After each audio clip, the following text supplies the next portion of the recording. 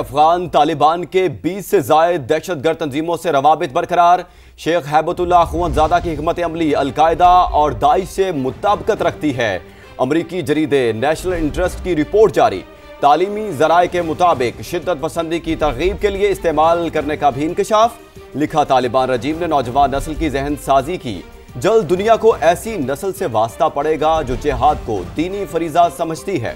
افغانستان کی پالیسی جنوبی اور وسطی ایشیا کو غیر مستحکم کرنے کے در پہ ہے۔ مدارس کے نصاب کو عالمی جہادی نظریے کے تربیت کے لیے ڈھالا گیا ہے۔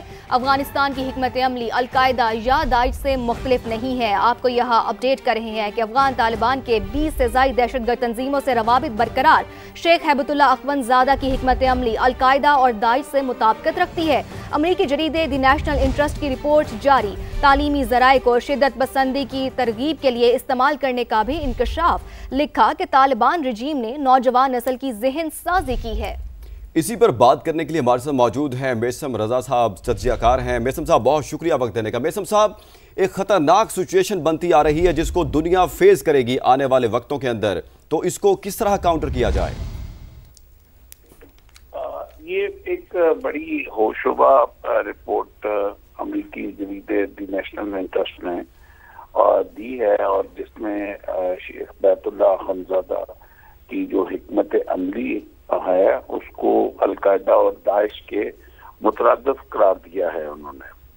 اور اقوام متحدہ کے مطابق جو رپورٹ انہوں نے شائع کی ہے، طالبان کے 20 سے زائد علاقائی اور عالمی جو دہشت گرد تنظیمیں ہیں ان کے ساتھ روابط انہوں نے مینشن کیے ہیں۔ اور جو زیادہ شاکنگ نیوز انہوں نے جو اس میں مینشن کی ہے وہ یہ کی ہے کہ بہت جلدی دنیا ایک ایسی نسل سے واسطہ پڑے گا دنیا کا جو عالمی جہاد کو ایک اپنا فرض سمجھتی ہے، دینی فرض سمجھتی ہے۔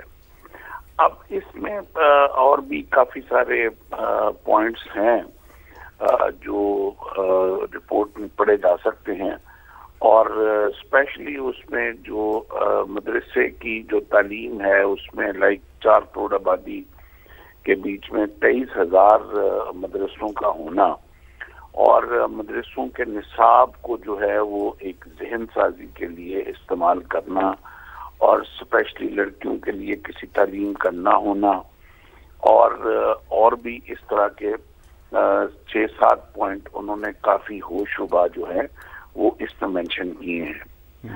اور اب اس میں دیکھنے کی جو ضرورت یہ ہے کہ یو این جو ہے وہ ایک ادارہ ہے ایسا جس کے پاس اختیارات ہیں، اور جس کو ہم سمجھتے ہیں کہ یہ الٹیمیٹ اختیارات اگر اس وقت دنیا میں ہیں تو وہ ایک یونائٹڈ نیشن کی طرف دنیا دیکھتی ہے۔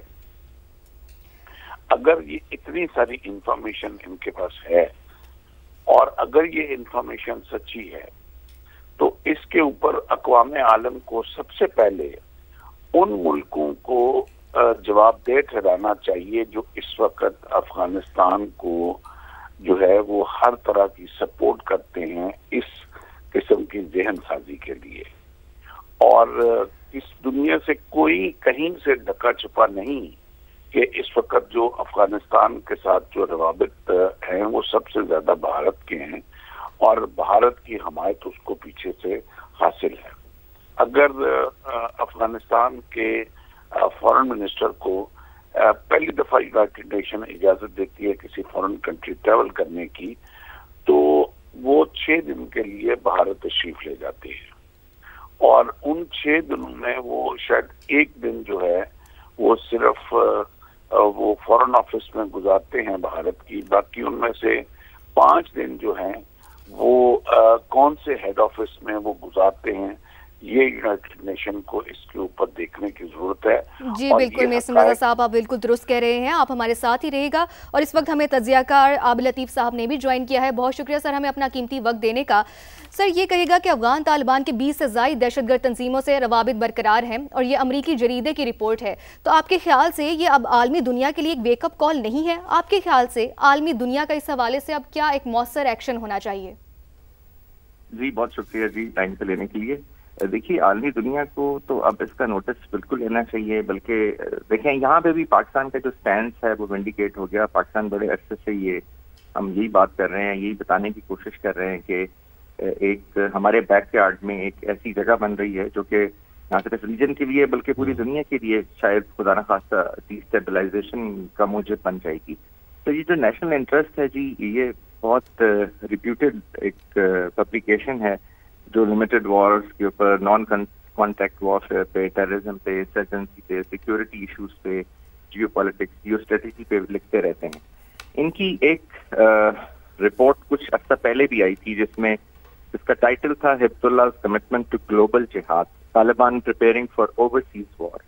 وہ بہت کمپریہنسو رپورٹ تھی، کافی جگہ پہ کوٹ بھی ہوئی، اور اس کے اندر جو ابھی آپ باتیں کر رہی تھیں وہ سارا کچھ اس کے اندر جو ہے وہ بتایا گیا تھا. پھر ابھی جو لیٹسٹ ان کی ہے وہ طالبان مدرسہ سسٹم از گروئنگ، اس کے اوپر ان کا بہت ایک ڈیٹیلڈ آرٹیکل آیا ہے. اب حالت یہ ہے جیسے ابھی میرے صاحب بھی بات کر رہے تھے کہ جو سارا اسکول سسٹم، ایجوکیشن سسٹم پورے افغانستان سے ختم ہو گیا ہے، اور مدرسے جو ہیں وہ وہاں پہ صرف کام کر رہے ہیں، اور ان کی تعداد بہت ملٹی پلائی ہو گئی ہے. اور وہ جو مدرسہ ہیں ان کے جو سلیبس ہے وہ اب جیسے آپ نے بتایا ابھی مینشن کیا کہ 22 جو ٹیررسٹ آرگنائزیشن ہیں پوری دنیا کی، وہ وہاں پہ اکٹھی ہو چکی ہیں، اور وہ وہاں پہ انہوں نے اپنے سیف ہاؤسز، اپنی آرگنائزیشن، پیرافرنیلیا، انفراسٹرکچر بنا لیا ہوا ہے، بہت فزیکل انفراسٹرکچر بھی اور کوگنیٹو انفراسٹرکچر بھی. تو وہ جو مدرسے ہیں وہ انہی کے انفلوئنس میں آ رہے ہیں، کیونکہ وہاں پہ وہی چیزیں پڑھائی جا رہی ہیں. کہیں پہ کچھ عرب انفلوئنس ہے جو کہ ریڈیکل عرب انفلوئنس ہے، کہیں پہ اور اس طرح کا ریڈیکل انفلوئنس ہے. تو یہ ایک بہت خطرناک کہہ لیجیے چکن سوپ تیار ہو رہا ہے وہاں پہ، اور یہ پوری دنیا کے لیے ایک لمحہ فکریہ ہے. اب اس میں یہ آپ جو افغان عوام ہیں وہ خود اس کے وکٹم ہیں، وہ خود بیچارے جو ہیں وہ اس وقت میسم صاحب، جس طرح عابد صاحب کہہ رہے ہیں کہ یہ بڑی خطرناک سچویشن بنتی جا رہی ہے، جس طرح تعلیمی نظام کو ایک نظریاتی ہتھیار کے طور پر بدلا جا رہا ہے، تو یہ اس خطے کے لیے کتنا خطرناک ثابت ہو سکتا ہے؟ دیکھیں یہ جو ہے یہ ایشو اس وقت پوری دنیا فیس کر رہی ہے، اور 9/11 کے بعد آپ نے دیکھا کہ دہشت گردی کی جو ایک لہر تھی وہ کس طرح پوری دنیا میں پھیلی، اور پوری دنیا نے مل کے اگر اس دہشت گردی کے خلاف ایک ایکشن لیا اور یکجا ہو کے لیا تو بہت ٹائم لگا، 25-28 سال لگے اس دہشت گردی کے ساتھ لڑتے، اور وہ بھی یکجا ہو کے لڑنے کے بعد.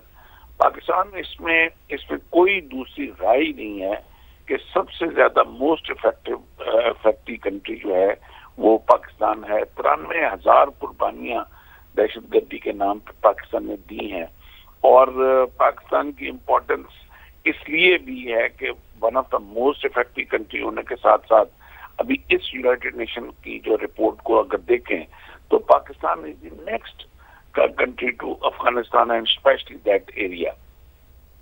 تو یہ بات جو ہے وہ صرف رپورٹ کی حد تک نہیں ہونی چاہیے. یہاں یہ بھی سوال اٹھتا ہے کہ یہ ساری اس کو امپاورمنٹ جو آ رہی ہے افغانستان کو، یہ کہاں سے آ رہی ہے؟ اس وقت وہ پاکستان تو اس دہشت گردی کا خود سب سے زیادہ افیکٹو کنٹری ہے، ایران افیکٹو کنٹری ہے، اور پیچھے چائنا جو ہے وہ تو ہمیشہ سے اس چیز کو کرب کرتا نظر آیا ہے. تو آ جا کے کون سا ملک ہے اس وقت جو افغانستان کی ساری پتارہ داری کر رہا ہے؟ کون سا ملک ہے جو افغانستان کی اس دہشت گردی کو سپورٹ کر رہا ہے، اس کو پال رہا ہے، اس کو ایکسپورٹ کر رہا ہے؟ اور آج جن ملکوں کے سیف ہیونز اور جن ایجنسیوں کے جن دہشت گرد تنظیموں کے جو سیف ہیونز افغانستان میں بنے ہوئے ہیں، ان کو ہم کم از کم جو وہ اسٹیٹس جو اس وقت اپنے آپ کو ڈیموکریٹک اسٹیٹس شو کرتی ہیں، یونائٹڈ نیشن آج ان کو کیوں نہیں کٹہرے میں کھڑا کرتا؟ اس چیز کے اوپر آنکھیں بند نہیں کرنی چاہیے، اور جو بھی اس رپورٹ کے ساتھ کنیکٹڈ دہشت گرد تنظیم کو پال رہا ہے، یا کسی نے اپنے ادھر سیف ہیونز بنائے ہوئے ہیں یا ٹریننگ کے اڈے بنائے ہوئے ہیں، آج یونائٹڈ نیشن کو کھل کے ان کا نام لینا چاہیے اور وہاں جب تک ہم اس کو وی ول ناٹ کال اسپیڈ تب تک ہم مل کر کسی دہشت گردی کا مقابلہ نہیں کر سکتے. جی بالکل میسم رضا صاحب، آپ بالکل درست کہہ رہے ہیں، ہمیں مل کر اس کے خلاف کام کرنا پڑے گا. عابد لطیف صاحب، جیسے کہ میسم رضا صاحب نے کہا ہے کہ یہ افغان جو پالیسی ہے یہ جنوبی اور وسطی ایشیا کو غیر مستحکم کرنے میں کس حد تک اپنا یہ کردار ادا کر سکتی ہے؟ کیونکہ آپ دیکھ رہے ہیں کہ جو افغان پالیسی ہے اس کی وجہ سے پورے خطے کو خطرہ لاحق ہے. جی بہت حد تک نہ صرف کر سکتی ہے بلکہ کر رہی ہے، کیونکہ دیکھیے افغان جو ہے وہ کوئی وہاں پہ نیشن سٹیٹ نہیں ہے، کوئی سٹیٹ کرافٹ نہیں ہے. وہ وہاں پہ جو ہے وہ ریک ٹیک ایلیمنٹس ہیں جن کے اوپر ایک سکیفولڈ کے اوپر افغان رجیم کھڑی ہے. نیچے جو ہے اس کے بیس کے اندر اگر آپ دیکھیں جو اس کی فاؤنڈیشنز ہیں اس کے اندر تو نان اسٹیٹ ایکٹرز ہیں، اس کے اندر تو وار لارڈز ہیں، اس کے اندر تو آرم گروپس ہیں اور اس کے اندر یہ ٹیررسٹ ہیں. سو اب آپ جو ہے آپ اسٹیٹ کے طور پہ کیسے ریئیکٹ کر سکتے ہیں، کیسے بہیو کر سکتے ہیں؟ How you can be expected to be responsible as a state, how you can be expected to be rational as a state. تو وہ ہو نہیں سکتا، وہ ایلیمنٹ نہیں ہے.